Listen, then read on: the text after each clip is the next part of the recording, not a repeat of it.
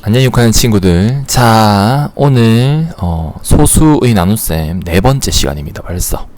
그리고 우리 지난 시간에 공부했던 것들은 이미 규칙을 찾아봤죠.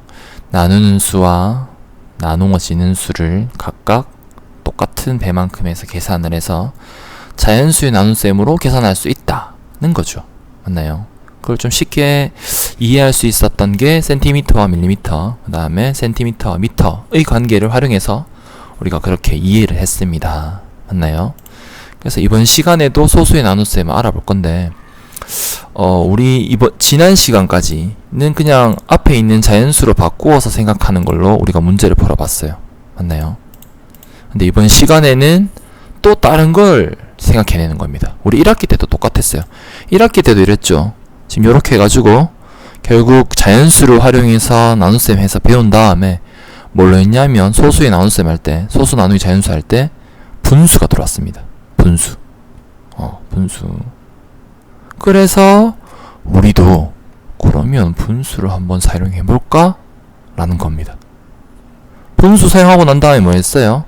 세로셈으로도 표현해봤죠. 이 분수를 계산한 결과값을 앞에 있는 자연수 계산한 방법을 활용해서 세로셈으로도 계산을 했어요. 그러면 오늘도 마찬가지겠죠.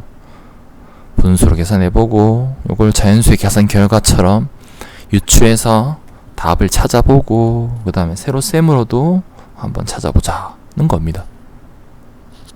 됐나요? 오늘 어떤 내용을 공부할지 느낌이 오죠. 그리고 이제 우리가 해결해야 될 문제가 이렇게 주어져 있습니다.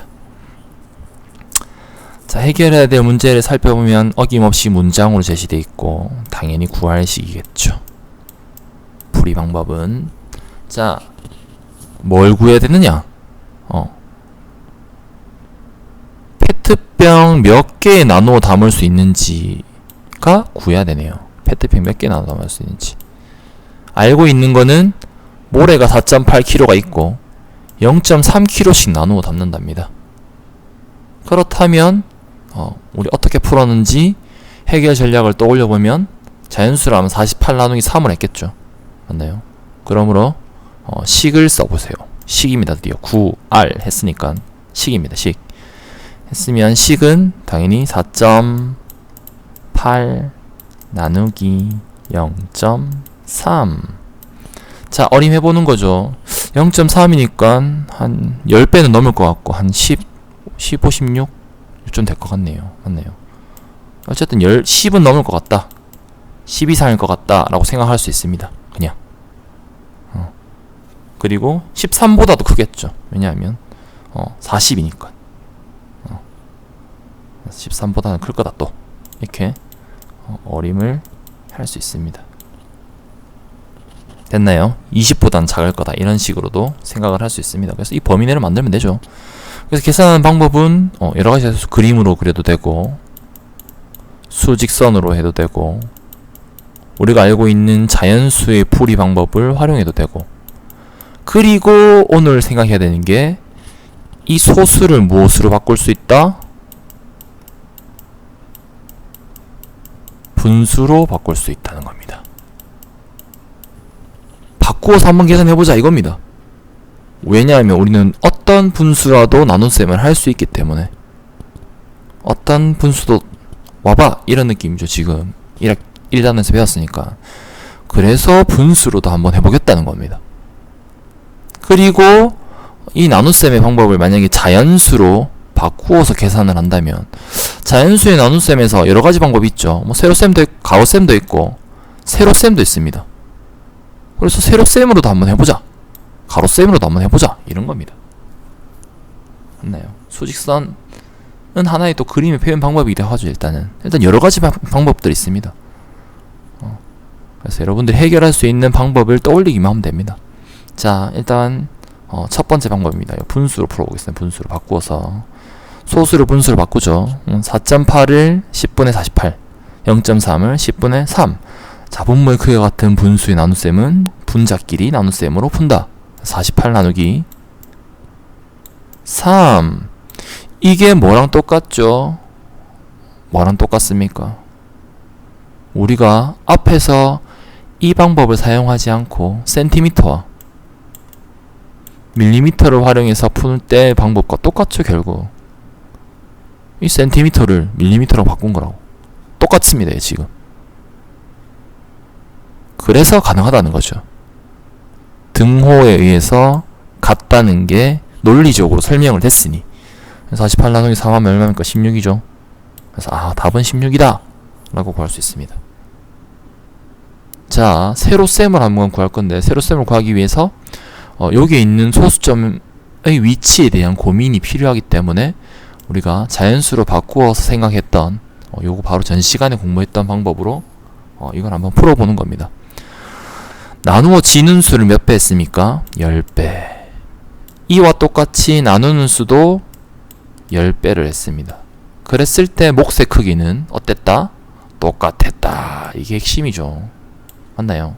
그러므로 이것도 똑같았으니까 16이다 하는 겁니다. 그래서 4.8 나누기 0.3의 나눗셈을 할 때 자연수의 나눗셈처럼 소수점 위치를 옮기겠다는 겁니다. 똑같이 한 자리씩. 이 한 자리의 의미는 곱하기 10배 한 거죠. 소수점 위치가 하나 뒤로 옮겨졌다는 것은 곱하기 10배를 의미합니다. 2개 옮겨졌으면 곱하기 10배 곱하기 10배니까 100배입니다. 3개 옮겨지면 10배 곱하기 10배 곱하기 10배니까 1000배입니다. 요렇게 사용하는 겁니다. 됐죠? 그래서 우리 요렇게 나누어지는 수를 10배. 그럼 소수점 하나 옮겨보자. 4.8을 48로 만들자. 소수점 여기 찍습니다. 땅. 그리고 마찬가지로 나누는 수도 10배를 하자 해서 10배 땅 해서 여기 탁 찍습니다. 하면 이 나눗셈이 어떻게 되느냐? 48 나누기 3으로 바뀝니다. 이거 언제 배웠죠? 4학년 때 배웠습니다. 4학년 때. 맞나요?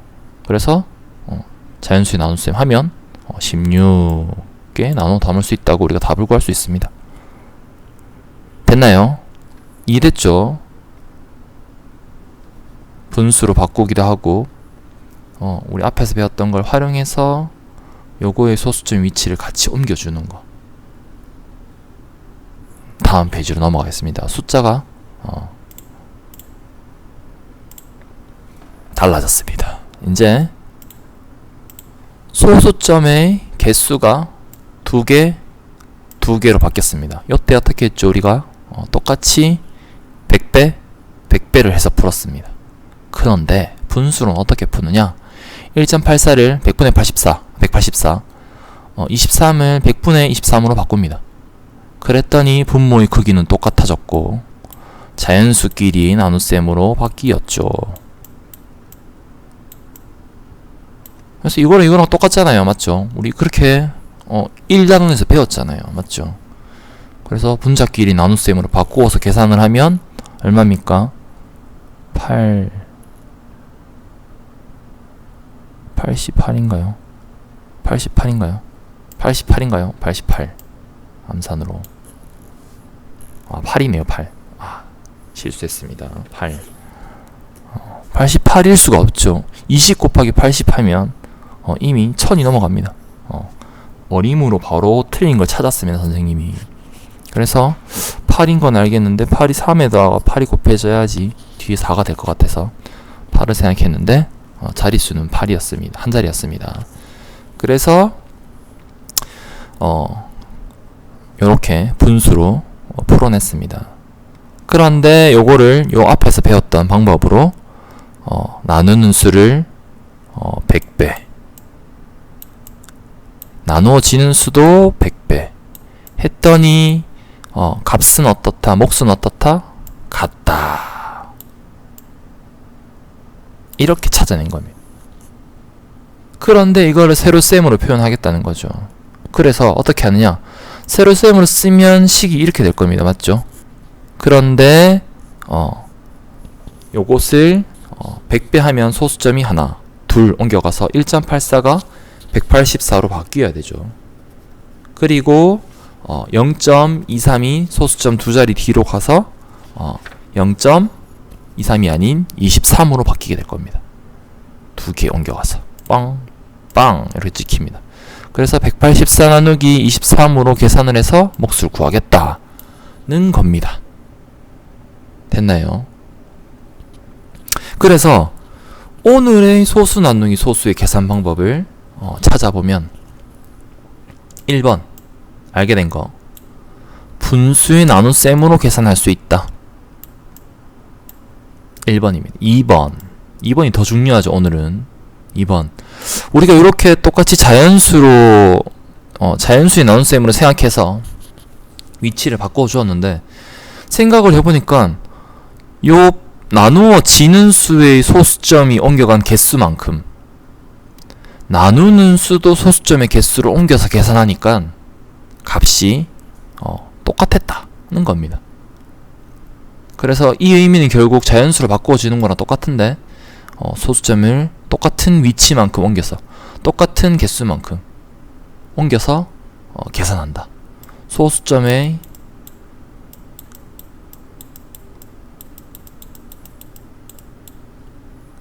을 똑같이 옮긴다는 거죠. 똑같이 옮겨서 무엇과 무엇의 나누는 수와 나누어지는 수의 소수점을 똑같이 옮겨서 자연수의 나눗셈으로 계산한다는 겁니다. 계산한다. 됐나요? 그래서 오늘은 요 공부했는 거를, 요것을 두 가지 방법으로 다 풀어봅니다. 두 가지 방법으로. 그래서 요거를 각각 1번의 방법, 분수로 바꾸어서 계산도 해보고, 그 다음에 소수점의 위치, 둘 다 똑같은 개수만큼 옮겨야 된다는 겁니다. 중요한 거는 나누어지는 수만 옮기거나 나누는 수만 옮겨서는 안 됩니다. 그리고 하나로 옮기고 누군 두 개로 옮기고 안 됩니다. 공평하지 못하죠. 똑같은 개수만큼 옮겨야 됩니다. 그래야 공평하죠. 똑같은 개수만큼 옮겨서 자연수의 나눗셈으로 계산한다는 겁니다. 됐죠? 그래서 이렇게 계산을 해보고 여러분들이 이 두 가지 방법을 모두 익히는 게 중요합니다. 이거 요까지 전에 것까지 해서 세 가지 방법이 되겠죠.